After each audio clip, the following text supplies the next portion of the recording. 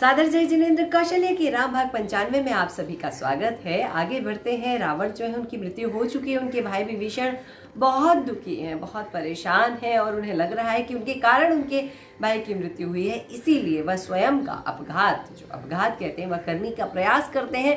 राम किसी तरह से विमान से उतरकर उन्हें पकड़ते हैं और किसी तरह से रोकते हैं और विभीषण क्षण भर के लिए मूर्छित हो जाते हैं। और इधर अंतःपुर में शोक व्याप्त है, सभी दुखी हैं क्योंकि रावण की मृत्यु हो गई है। अब भामंडल जो है वो विभीषण को समझाते हैं कि रावण जो है वो वीर गति को प्राप्त हुए हैं, उन्होंने वीरों की तरह युद्ध में अपनी मृत्यु का आलिंगन किया है, इसलिए उनकी मृत्यु पर शोक करना उचित नहीं है। वह यही बात समझाते हैं और एक कहानी उन्हें सुनाते हैं। कहते हैं, एक बार मैं अरिंदम के राजा को जीतकर वापस लौट रहा था, तो मेरे घर को, मेरे महल को मैंने सजा हुआ पाया। तो मैंने अपनी स्त्री से पूछा कि तुम्हें कैसे पता पड़ा कि मैं आज युद्ध जीतकर वापस आने वाला हूँ। तो स्त्री ने कहा कि हमारे घर पर आज एक मुनिराज के, अवधि ज्ञानी मुनिराज के आहार हुए और उनसे मैंने ये बात जान ली। अब जो अरिंदम है उसके बारे में कहानी बताते हैं कि अरिंदम जो है वो मुनिराज के पास जाते हैं और पूछते हैं कि हे मुनिराज, मेरी मृत्यु कब और कैसे होगी। तो मुनिराज उनसे कहते हैं कि अरिंदम, आपकी मृत्यु 7 दिन बाद वज्रपात के कारण होगी और मरते ही आप बिष्ठा का कीड़ा बन जाएंगे। अरिंदम को इस बात की चिंता होती है कि मैं बिष्ठा का कीड़ा बनूंगा, और वह अपने पुत्र प्रीतिंकर को बुलाकर सब बात बताते हैं कि 7 दिन बाद मैं मर जाऊंगा और इस तरह से बिष्ठा का कीड़ा बनूंगा और तुम्हें मुझे तुरंत मार देना है। तो उनका बेटा एक हाथ में लाठी लेकर खड़ा हुआ है कि जैसे ही 7वें दिन, जैसे ही वो उनकी मृत्यु होती है, वह बिष्ठा के पास पहुंच जाता है। जैसे ही पिताजी बाहर निकलेंगे, मतलब जो जीव बिष्ठा का कीड़ा निकलेगा उसे मैं मार दूंगा। और ये बात सच भी होती है, वो बिष्ठा का कीड़ा बन भी जाते हैं और बाहर जैसे ही निकलते हैं वह उन्हें मारने के लिए आतुर होता है। वह फटाफट जाकर वापस से बिष्ठा में घुस जाते हैं। प्रीतिंकर इस बात को बार बार देखते हैं और वह मुनिराज के पास जाते हैं। मुनिराज से कहते हैं कि हे प्रभु, ऐसा क्यों हुआ।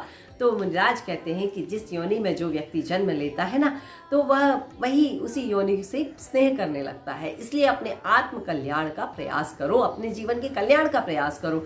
तो प्रीतिंकर विरक्त होकर महामुनि हो जाते हैं। इस प्रकार भामंडल की बात को सुनकर विभीषण को थोड़ा सा संतोष होता है और वह शांत हो जाते हैं। लेकिन अभी जब कर्मोदय के कारण जो रावण है वह युद्ध में मारा गया है, तो विभीषण शोक मुक्त हो जाते हैं। अब श्रीमान ने कहा, श्री राम जो है वह कहने लगते हैं कि विद्वानों का बैर केवल मृत्यु पर्यंत तक होता है, मृत्यु के बाद कोई बैर रह नहीं जाता, इसलिए हम रावण का सभी मिलकर उनका दाह संस्कार करेंगे। और रावण जब जैसे ही प्राणियों के प्रत्यक्ष में जाते हैं, तो उन दोनों को, राम और लक्ष्मण को देखकर जो मंदोदरी आदि रानियां हैं वो सभी और विहल होकर रोने लगती हैं। तो राम उन्हें सांत्वना देते हैं, समझाते हैं और जब वह कहते हैं कि अब कुंभकर्ण आदि को छोड़ दिया जाए क्योंकि उन्हें बंदी बनाकर रखा गया है, तो सभी जो विद्याधर है वह विरोध करने लगते हैं। तो राम कहते हैं, नहीं, यह क्षत्रिय का धर्म है, हमें उन्हें छोड़ देना चाहिए। जैसे ही कुंभकर्ण आदि को छोड़ा जाता है, वह हाथ जोड़कर बड़ी विनय भाव के साथ राम लक्ष्मण के समीप आते हैं और वह उनसे कहते हैं कि अब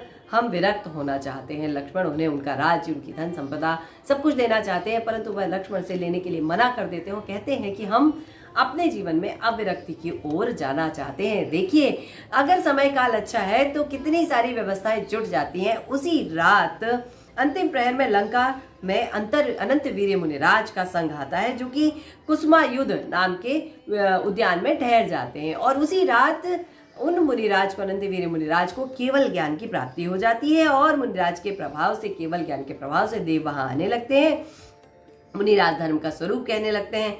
अंत में प्रवचन सुनकर कुंभकर्ण आदि जो सारे हैं वह जाकर उनसे कहते हैं कि हमें निर्गंथ मुनि दीक्षा दे दीजिए मुनिराज।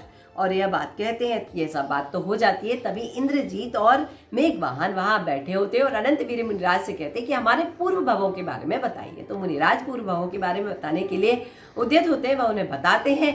हम आपको ये पूरी कहानी अगले भाग में सुनाने वाले हैं, पर आज थोड़ी सी बात छोड़कर जाती हूँ। वह बताते हैं कि कौशंबी नगरी के दरिद्र कुल में 2 भाई रहा करते थे, एक का नाम था प्रथम और दूसरे का नाम था पश्चिम।